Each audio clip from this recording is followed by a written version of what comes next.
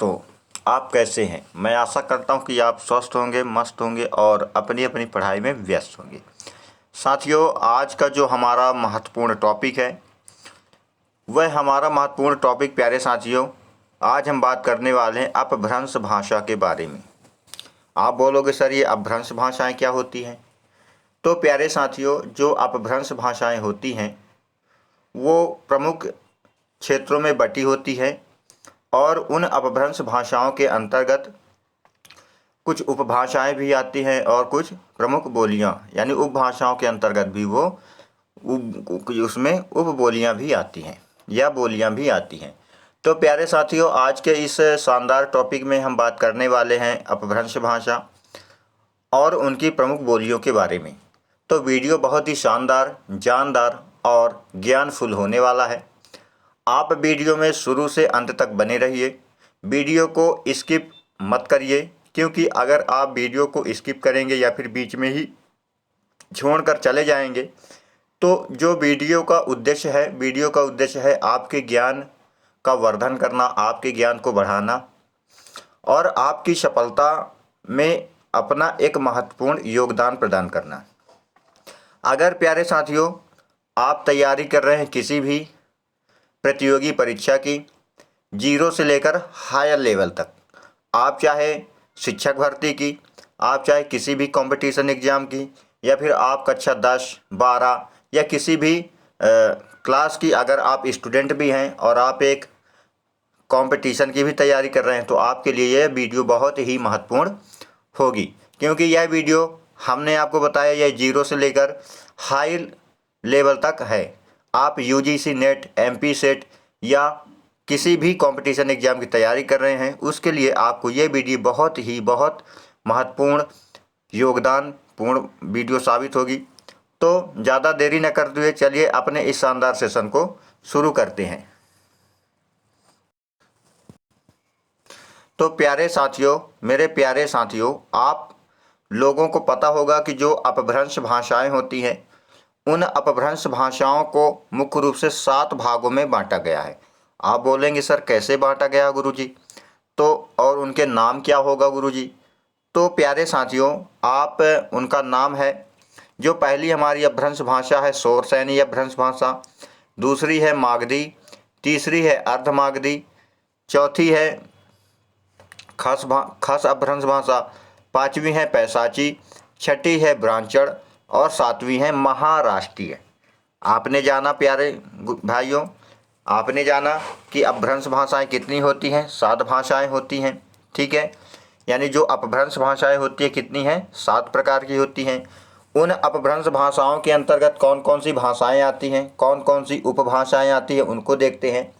तो प्यारे साथियों, जैसा कि आप देखते हैं कि जो शौरसेनी अपभ्रंश भाषा के अंतर्गत मुख्य रूप से पश्चिमी हिंदी, गुजराती, पहाड़ी और राजस्थानी, तो ये जो 4 प्रकार की जो उपभाषाएं हैं, पश्चिमी हिंदी, गुजराती, पहाड़ी, राजस्थानी, ये मुख्य रूप से शौरसेनी अपभ्रंश भाषा के अंतर्गत आती है। आप बोलोगे वाह गुरुजी, ये तो बढ़िया है। फिर मागधी अपभ्रंश भाषा के अंतर्गत कौन सी आती है? तो आपकी बिहारी शाखा से जो मैथिली, भोजपुरी, ये जो भाषाएं हैं, उपभाषाएं हैं, यह मुख्य रूप से मागधी अपभ्रंश भाषा के अंतर्गत आती है, जिसमें मुख्य रूप से मैथिली, भोजपुरी, मगही, ठीक है। तो ये जो मुख्य रूप से किसमें आती है? अपभ्रंश भाषा, मागधी अपभ्रंश भाषा में अंतर्गत आती है। आप बोलोगे वाह गुरुजी, हमें तो पता ही नहीं था कि जो अपभ्रंश भाषाएं होती हैं 7 प्रकार की होती हैं, जो उपभाषाएं होती हैं वह अपभ्रंश भाषा के ही अंतर्गत आती है। बात करें प्यारे साथियों अर्धमागधी की, तो इस अर्धमागधी के अंतर्गत पूर्वी हिंदी में जो अवधी, बघेली और छत्तीसगढ़ी, तो जो पूर्वी हिंदी के अंतर्गत जो उपभाषाएं आती हैं वो मुख्य रूप से कौन कौन सी अवधी होती हैं? बघेली, छत्तीसगढ़ी, ठीक है।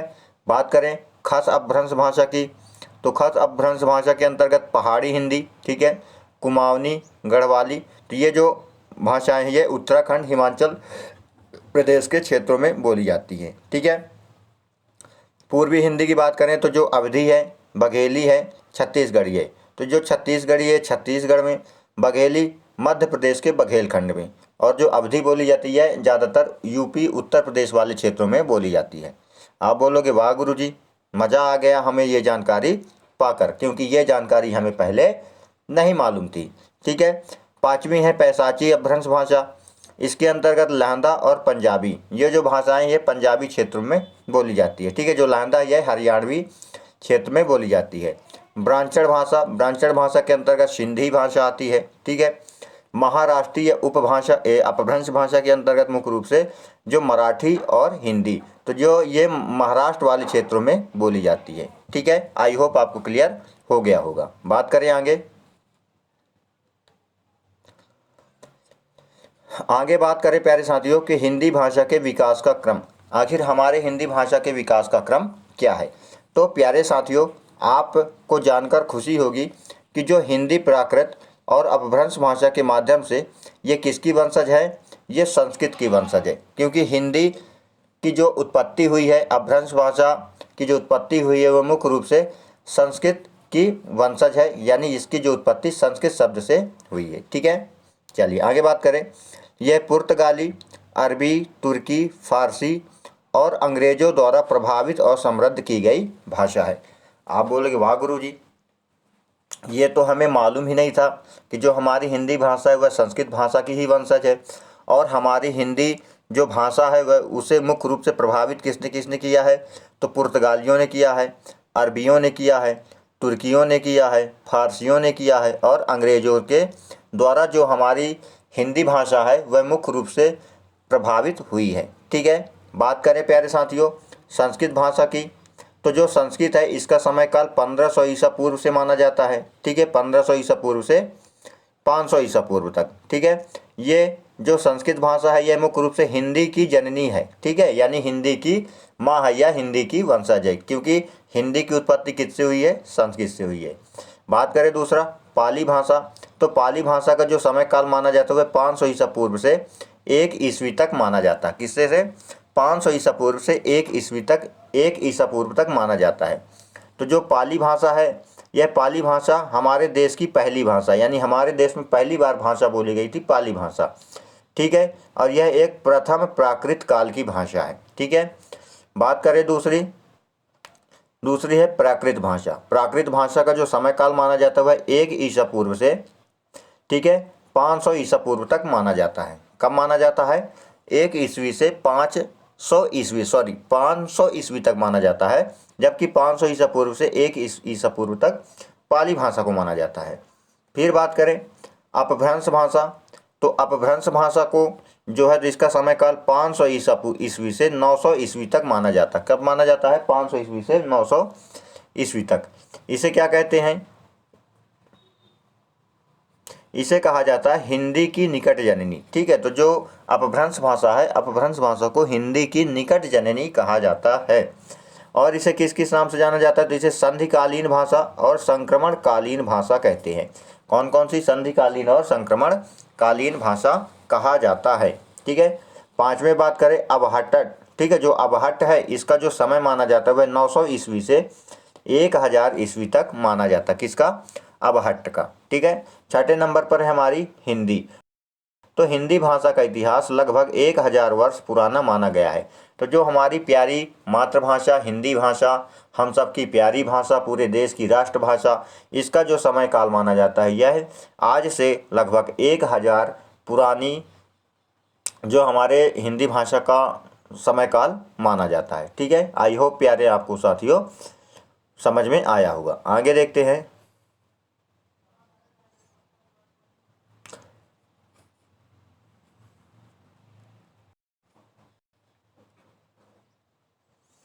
अपभ्रंश भाषा को प्यारे साथियों 7 हिस्सों में बांटा गया है, जिनको हम एक एक करके और बड़े ही सरल शब्दों, इत्मीनान और आसानी से उसको समझने का प्रयास करेंगे।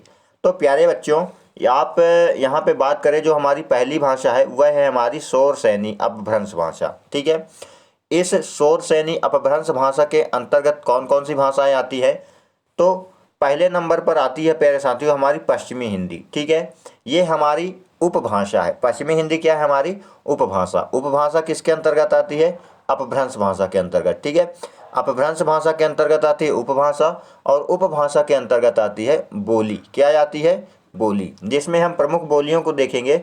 जो हमारी पश्चिमी हिंदी यानी पश्चिमी हिंदी उपभाषा के अंतर्गत आती है, तो कौन कौन सी बोली आती है?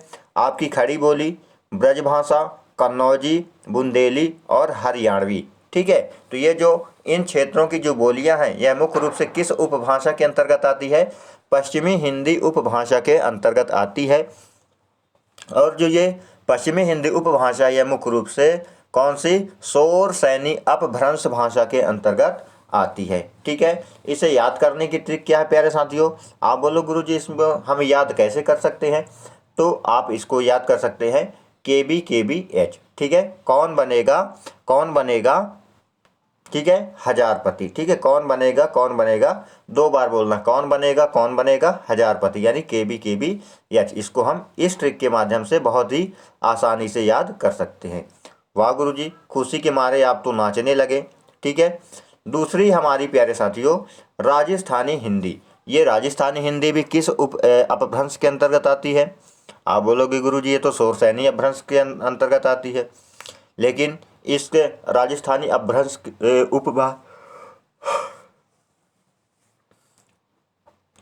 राजस्थानी उपभाषा के अंतर्गत कौन कौन सी बोली बोली जाती है गुरुजी? आपने तो हमें बताया ही नहीं, तो चलिए इसको भी जान लेते हैं।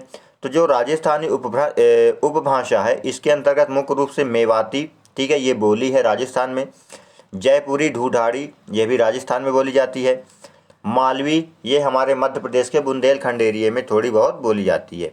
फिर है मारवाड़ी भी प्रमुख रूप से राजस्थान की बोली है। ठीक है, गुजराती भी शोरसैनी अपभ्रंश भाषा से ही निकली है। जो गुजरात में जो गुजराती बोली बोली जाती है, वह भी राजस्थानी हिंदी उपभाषा के अंतर्गत आती है, और यह मुख्य रूप से अपभ्रंश भाषा के अंतर्गत आती है। ठीक है, यानी जो सॉरी जो गुजराती है, ये भी एक उपभाषा है, जो किसके अंतर्गत आती है? यह शोरसैनी अपभ्रंश भाषा के अंतर्गत आती है। ठीक है, आई होप आपको समझ में आ गया होगा।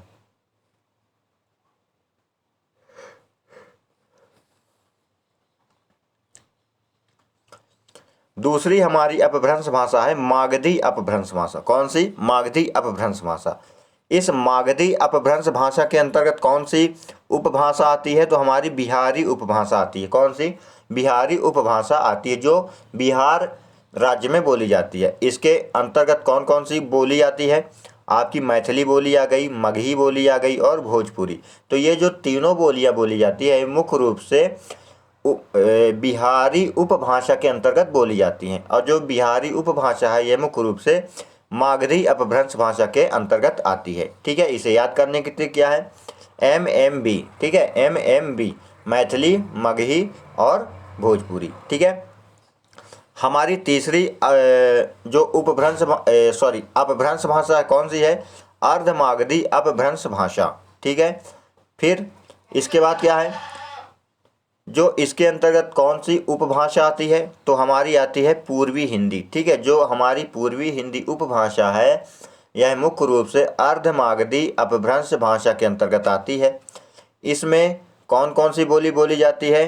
तो अवधी बोली जाती है, बघेली बोली जाती है और छत्तीसगढ़ी। ठीक है, तो जो हमारी बघेली बोली है, छत्तीसगढ़ी बोली है, अवधी बोली है, यह मुख्य रूप से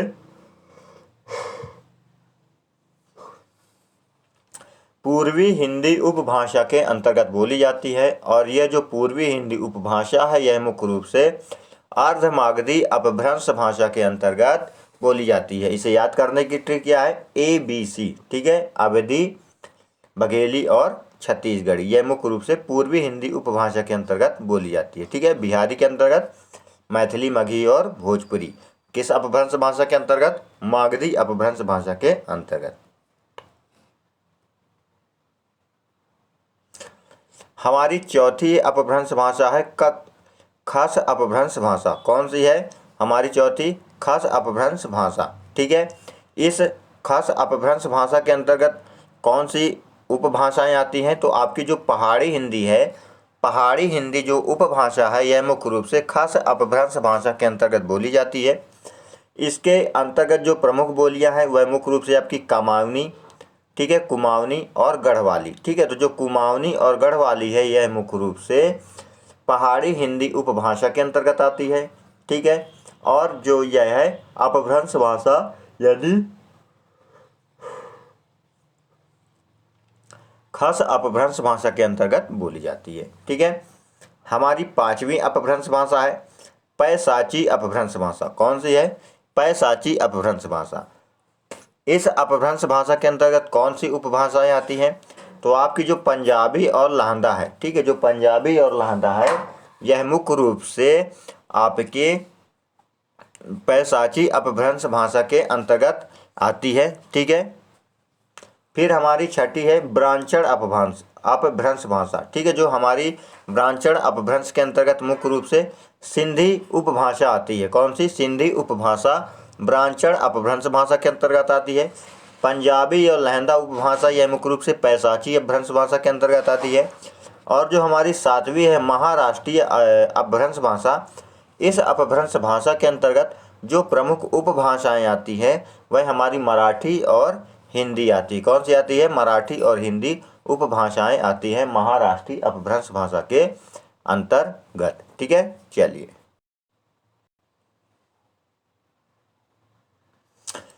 इसके बाद देखेंगे प्यारे साथियों हिंदी और की बोलियां और उनके क्षेत्र। जो हमारी हिंदी भाषा है, हिंदी भाषा के अंतर्गत कौन कौन से क्षेत्र और कौन कौन सी बोलियां हैं, यानी हमारी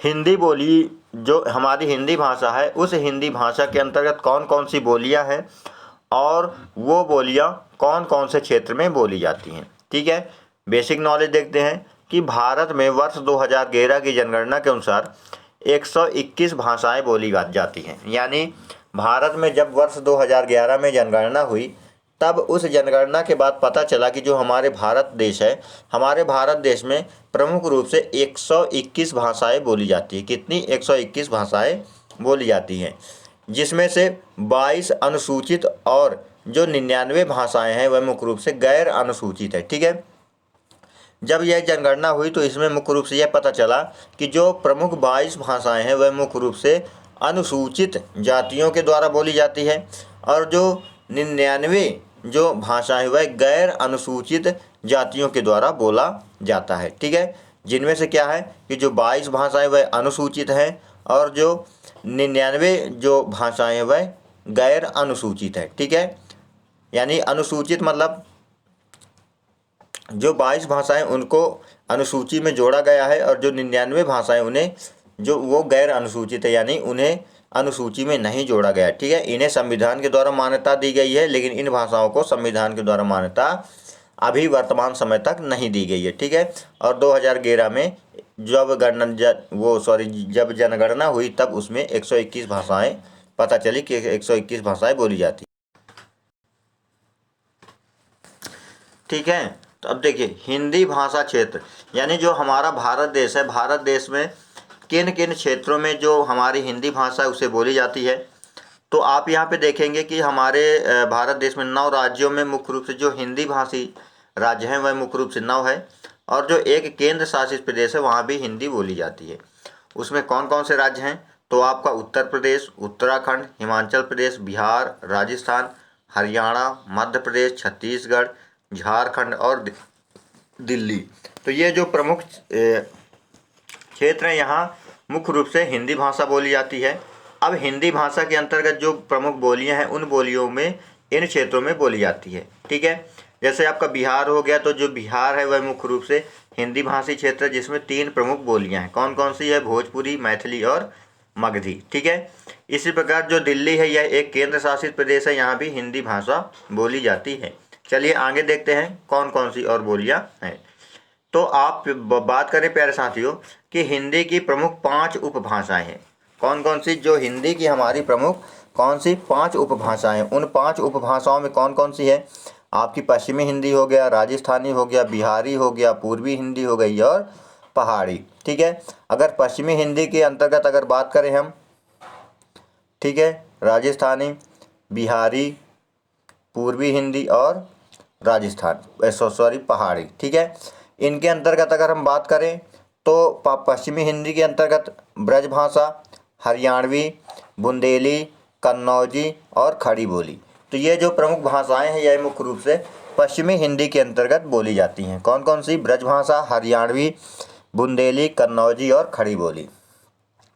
बात करें राजस्थानी जो उपभाषा है इसके अंतर्गत कौन कौन सी आती है? आपकी मेवाड़ी हो गई, राजस्थानी हो गई, जयपुरी हो गई, मालवी हो गई, मारवाड़ी हो गई और मेवाती हो गई। ठीक है, ये प्रमुख किसके अंतर्गत बोली जाती है? ये हमारी राजस्थानी उपभाषा के अंतर्गत बोली जाती है। ठीक है, बात करें हम आगे बिहारी के अंतर्गत, बिहारी उपभाषा के अंतर्गत, तो आपकी बांग्ला हो गया, उड़िया हो गया और असमिया।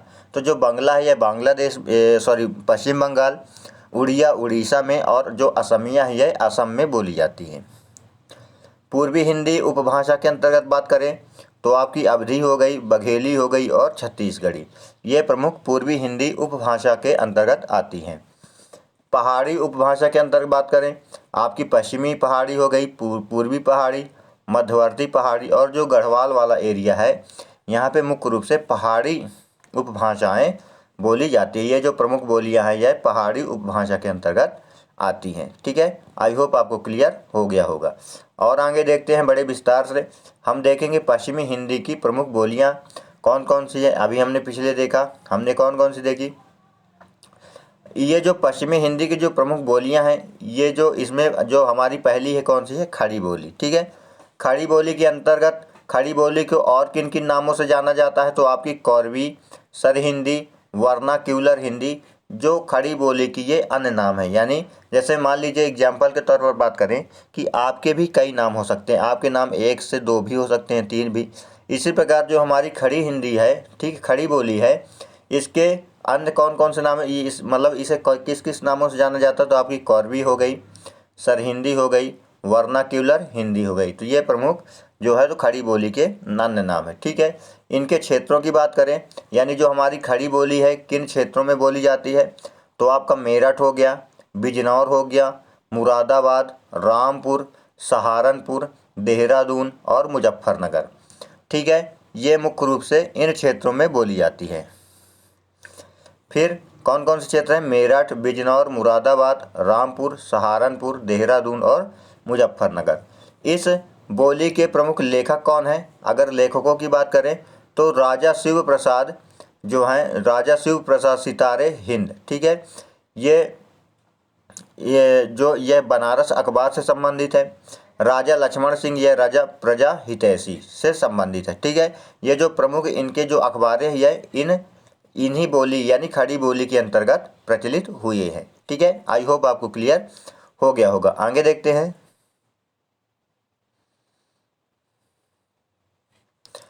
पश्चिमी हिंदी की प्रमुख बोलियों में जो हमारी दूसरी जो उपभाषा है, जो हमारी दूसरी उपभाषा है उसके अंतर्गत जो प्रमुख से कौन कौन सी बोलियां बोली जाती हैं?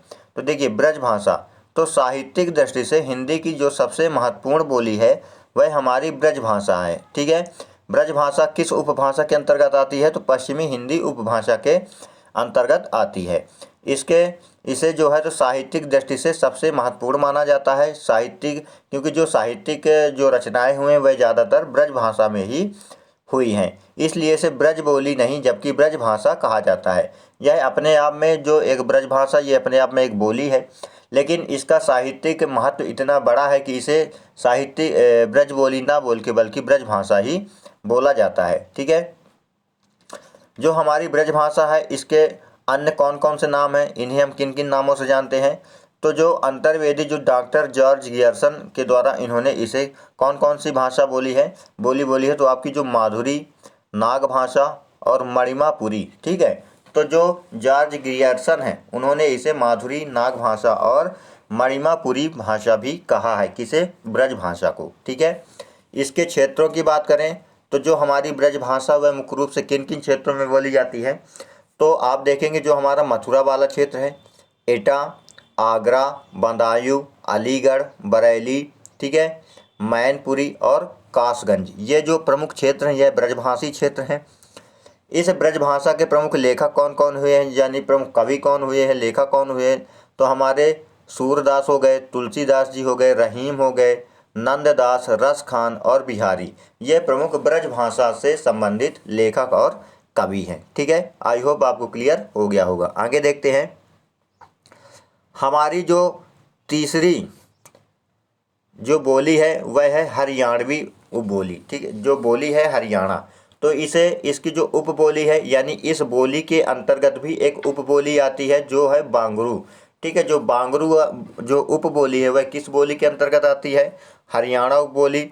हरियाणा उपबोली जो है तो किस उपभाषा के अंतर्गत आती?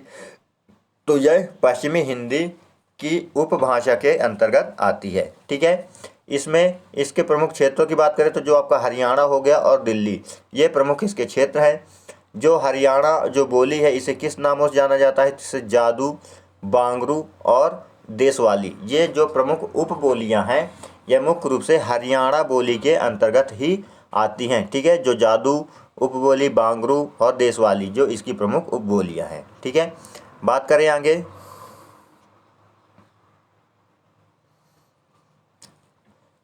कन्नौजी। ठीक है, जो पश्चिमी हिंदी उपभाषा के अंतर्गत जो हमारी चौथी है वह है कन्नौजी बोली। ठीक है, कन्नौजी बोली को और किस नाम से जाना जाता है? इसे पांचाली के नाम से भी जाना जाता है। ठीक है, जो कन्नौजी बोली है उसे पांचाली के नाम से जाना जाता है। और यह नाम किसने दिया है? तो यह नाम दिया है आचार्य किशोरी दास वाजपेयी ने।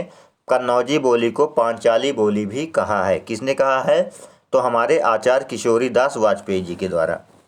इसके प्रमुख क्षेत्र कौन से हैं? तो आपका जो इटावा हो गया, शाहजहाँपुर, पीलीभीत, औरैया, कानपुर, हरदोई और फर्रुखाबाद, ये प्रमुख इसके इस बोली के क्षेत्र हैं। ठीक है, कन्नौजी को व्रण व अवधि की संधि स्थली भी कहा जाता है। यानी जो कन्नौजी बोली है, कन्नौजी बोली को व्रण बोली और जो अवधि बोली है, ठीक है, इनके बीच की क्या संधि स्थली, यानी इनके बीच की जो है एक संधिकालीन स्थली भी कहा जाता है। क्योंकि जो व्रण बोली है और अवधि बोली के बीच जो दोस्ती कराई है वह किसने कराई है?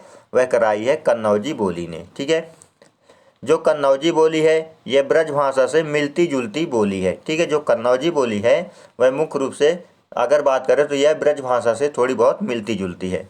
कन्नौजी नाम कन्नकुब्ज नगर के नाम पर पड़ा। तो जो कन्नौजी नाम है, जो हमारी कन्नौजी बोली के जो कन्नौजी नाम है वह मुख्य रूप से किस के नाम पर पड़ा है?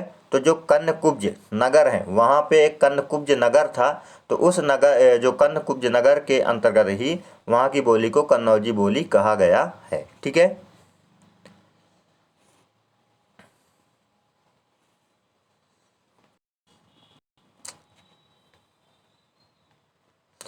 इसके बाद आती है हमारी पश्चिमी हिंदी की उपबोलियाँ, जो पश्चिमी हिंदी की जो बोलियाँ हैं, यानी हमारी पश्चिमी हिंदी उपभाषा की जो प्रमुख बोलियाँ हैं वह मुख्य रूप से 5 उपबोलियाँ हैं, जिनको हम देखेंगे उन बोलियों के अंतर्गत कौन कौन सी उपबोलियाँ आती हैं। तो हम बात करें पहली जो हमारी बुंदेली बोली है। ठीक है, जो हमारी बुंदेली बोली है, इस बुंदेली बोली की जो एक उपबोली है वह है बनाफली। ठीक है, जो बनाफली उपबोली है वह मुख्य रूप से बुंदेली बोली की है। और जो बुंदेली बोली है यह हमारी पश्चिमी हिंदी उपभाषा के अंतर्गत आती है। इस बुंदेली बोली में प्रमुख रचनाएं कौन कौन सी हुई हैं? तो आपकी जो आप जानते हैं जैसे जो हमारा आल्हा खंड उदल, ठीक है, जो आल्हा उदल जो रचना है वह किसके द्वारा रची गई है? तो याज्ञनिक के द्वारा रचित है। ठीक है, आल्हा खंड। और जो एक आपकी फाग है, ठीक है, जो फाग रचना है वह ईसुरी के द्वारा रचित की गई है। किस बोली में? बुंदेली बोली में। इस बुंदेली बोली के प्रमुख क्षेत्र कौन कौन से हैं? तो आपका जो झांसी वाला क्षेत्र हो गया, जालौन, हमीरपुर, महोबा, ग्वालियर, नरसिंहपुर और होशंगाबाद, ये प्रमुख किस बोली वाले क्षेत्र हैं? यह हमारे बुंदेली बोली वाले क्षेत्र हैं। ठीक है, दूसरी हमारी बोली है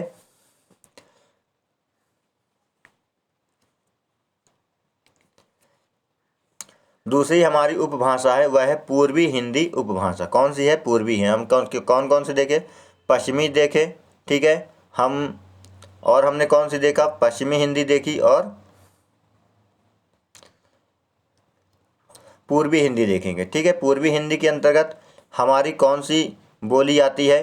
तो पूर्वी हिंदी के अंतर्गत जो हमारी बोली आती है वह है अवधी। ठीक है, अवधी बोली के अंतर्गत कौन कौन सी अन्य बोलियां हैं यानी उपबोलियां हैं? तो जो आपकी जो अवधी बोली है इसके प्रमुख क्षेत्र कौन से हैं?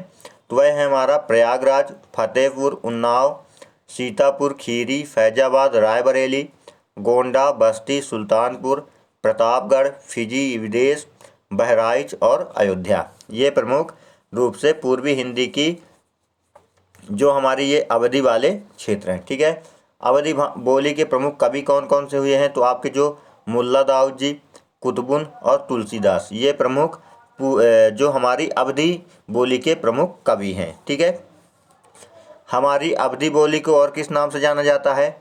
तो इसे पली, बैसवाड़ी और उत्तरखंडी, इसे पली, बैसवाड़ी और उत्तरखंडी के नाम से भी जाना जाता है। किसे? हमारी अवधि बोली को जाना जाता है। ठीक है, यह किसके अंतर्गत आ रही है?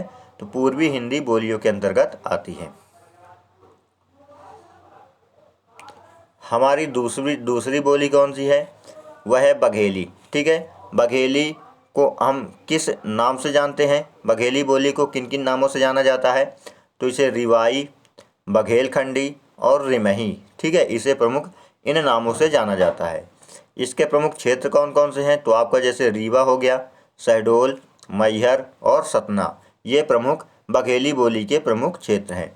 ठीक है, इसके और अन्य नाम क्या हैं? इसे खलोटी और लारिया के नाम से भी जाना जाता है। और इसकी इस बघेली बोली के अंतर्गत जो उपबोली है इसके अंतर्गत मुलिया और भुलिया, तो ये प्रमुख इसकी उपबोलियाँ हैं। किसकी? बघेली बोली की। इन उपबोलियों की अगर क्षेत्रों की बात करें तो इसमें कोरबा, बिलासपुर, रायगढ़, खेरागढ़, रायपुर, दुर्ग, नंदगांव, कांकेर, बालाघाट और सबलपुर, ये प्रमुख क्षेत्र इन उपबोलियों के अंतर्गत आते हैं। किसके किसके? मुलिया और भुलिया उपबोली के अंतर्गत आते हैं। ठीक है, आई होप आपको क्लियर हो गया होगा।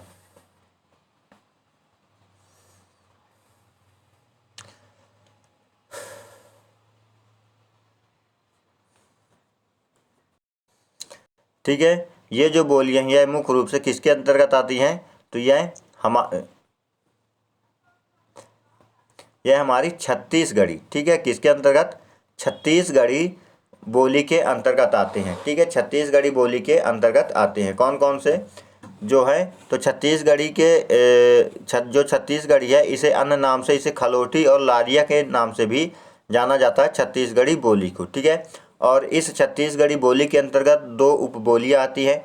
कौन सी है? मुलिया है और भुलिया है। ठीक है, ये प्रमुख दो उपबोलियाँ। इसका क्षेत्र कौन है? कोरबा, बिलासपुर, रायगढ़, खैरागढ़, रायपुर, दुर्ग, नंदगांव, कांकेर, बालाघाट और सबलपुर, ये प्रमुख इसके क्षेत्र हैं। किसके? छत्तीसगढ़ी उपबोली के। चौथी है हमारी पहाड़ी हिंदी की बोलियाँ। ठीक है, जो पहाड़ी हिंदी की बोलियाँ के अंतर्गत कौन कौन सी आती हैं? तो आपका जो इसमें इसके जो प्रमुख क्षेत्र हैं वह है कुमाऊनी, गढ़वाल, गढ़वाली और गढ़वाल। तो जो कुमाऊनी है वहाँ पे भी जो गढ़वाल बोली और गढ़वाली में भी जो है तो गढ़वाल बोली बोली जाती है। ठीक है,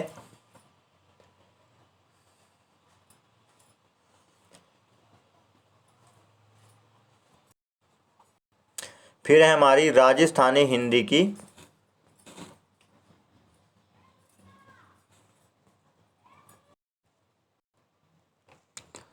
अगर बात करें पश्चिमी राजस्थानी मारवाड़ी, देखिए जो पश्चिमी राजस्थानी मारवाड़ी बोली है यह मुख्य रूप से यह जो हमारी उपभाषा कौन सी है? पश्चिमी राजस्थानी उपभाषा। इस उपभाषा में जो प्रमुख बोलियां हैं कौन सी बोली है आपकी? जैसे मारवाड़ी हो गई, मेवाती हो गई, है ना, जयपुरी हो गई। तो ये सब प्रमुख क्षेत्र, इनके जो प्रमुख क्षेत्र हैं कौन कौन सी है? तो जोधपुर, मेवाड़, सिरोही, ठीक है, जैसलमेर और बीकानेर। ठीक है, तो जो राजस्थानी हिंदी की जो प्रमुख बोलियां हैं उस बोलियों में अगर बात करें यहाँ पे आपकी ये भाषाएं हो गई। ठीक है, उपबोली जो इसकी प्रमुख शेखावाटी है। शेखावाटी प्रमुख पश्चिमी राजस्थान मारवाड़ी की जो प्रमुख एक उपबोली है। इस उपबोली का जो प्रमुख क्षेत्र है आपका जयपुर, अजमेर और किशनगढ़, ये प्रमुख इसके क्षेत्र हैं। ठीक है, तो जैसे आपकी जो दूसरी है पूर्वी राजस्थानी यानी जयपुरी। ठीक है, तो जो मारवाड़ी बोली है, मारवाड़ी बोली वह मुख्य रूप से कहाँ बोली जाती है? तो पश्चिमी राजस्थानी बोली जाती है। और जो जयपुरी और ढूढाबी है यह मुख्य रूप से पूर्वी राजस्थानी में बोली जाती है। इसके प्रमुख क्षेत्र कौन से हैं? जयपुर, अजमेर और किशनगढ़, इसके प्रमुख क्षेत्र हैं। ठीक है, यहाँ पे अगर बात करें हिंदी भाषा की उत्पत्ति, तो हमारी जो हिंदी भाषा की उत्पत्ति है वह हुई है संस्कृत भाषा में। संस्कृत भाषा के दो रूप हैं, एक वैदिक संस्कृति और दूसरी लौकिक संस्कृति। ठीक है, लौकिक संस्कृति के अंतर्गत हमारी आपकी जो हमारी पाली भाषा आ गई, प्राकृत भाषा। ठीक है, इस भाषा के जो प्राकृत भाषा के बाद जो हमारी अपभ्रंश है, ठीक है, अपभ्रंश भाषा के अंतर्गत कौन सी आ गई हमारी, ब्राह्मण, महाराष्ट्री, मागधी, पैसाची, अर्धमागधी और शोरसैनी। ठीक है, ये हमारी प्रमुख जो अपभ्रंश भाषाएं हैं। फिर शोरसैनी अपभ्रंश भाषा के अंतर्गत प्रमुख उपभाषाएं कौन सी हैं, तो आपकी हमारी पहाड़ी आ गई, राजस्थानी आ गई, ठीक है, गुजराती आ गई और पश्चिमी हिंदी। तो ये प्रमुख उपभाषाएं हैं। इन उपभाषाओं के अंतर्गत बोलियां कौन कौन सी हैं, तो पहाड़ी के अंतर्गत बात करें कौन सी बोली है, तो मध्यवर्ती बोली, ठीक है, पूर्वी पहाड़ी और पश्चिमी पहाड़ी। गुजराती के अंतर्गत कोई भी जो हमारी बोली है वो नहीं है। ठीक है, जो गुजराती वह हमारी शोरसैनी अपभ्रंश भाषा के अंतर्गत आती है। राजस्थानी में बात करें तो राजस्थानी में आपकी मेवाती, जयपुरी, मारवाड़ी, मेवाड़ी और मालवी। ठीक है, पश्चिमी हिंदी के अंतर्गत बात करें तो आपकी हमारी ब्रजभाषा, हरियाणवी, बुंदेली, कन्नौजी और खड़ी बोली।